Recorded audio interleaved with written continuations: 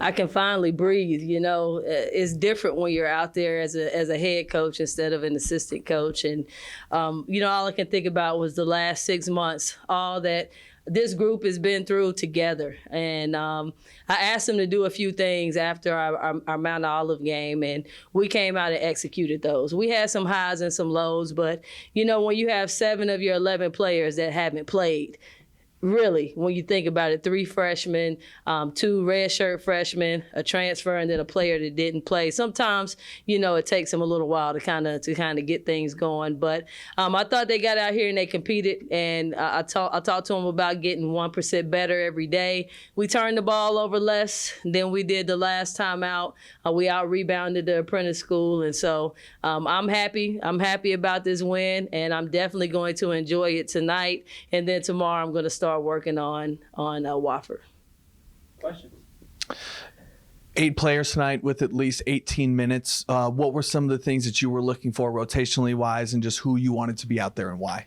Yeah, I went into it with the plan of kind of different rotations to kind of see how some different players played together, and then they start not boxing out. And then that plan went to shreds. But there were some folks that we wanted to see together, and some different defensive coverages based off of what we want to do when we go down to Wofford. And so, Kyla Silver, Taylor Henderson, Evan Miller, those are going to be 3 names that you all will hear consistently throughout this season. We're going to go as those 3 go. And so we wanted to make sure to get them out there and get them with some different combinations. Corey McLaughlin, a player that can guard anybody on the court. And so, you don't get experience other than by getting out there and actually playing. And so we saw some things that were good, and we saw some things that weren't good, and we're going to go from there.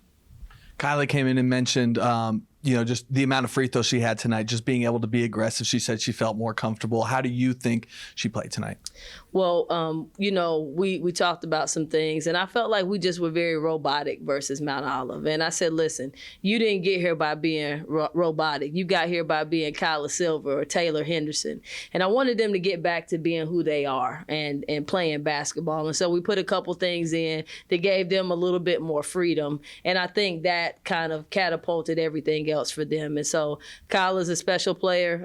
Taylor, as I said, they all came in and played great. And so we want to put them more in situations that they're best comfortable at. You got for the ceremony after the game, the ball, girls are signing autographs, just, trying, quantify what, a win like this means to you, your first win here in Wilmington for your first game. Yeah, well, that's hard. I'm not normally one that's short for words, but, I looked up and my family's there, and I've got, I had a friend of mine, ironically, that used to coach at the Apprentice school that texted me and said she was driving down. She wasn't going to miss this, drove 4.5 hours to get down here to see the game. And, that's what it's about. I like to say relationships are my superpower, and, just having many people like that came and showed up. A lot of people talk a good talk, but who shows up for you? And to be able to have that win in front of my friends and family, and some of the loyal fans that have been here through the thick and thin, got to hug, almost all of them and thank them for coming. We had the Wilma group here today. And so it's just a surreal feeling. And hopefully this is the first of many to come. Thank you, Coach. You're welcome. What's one thing specifically out on the court that you saw in your players that you're most proud of tonight?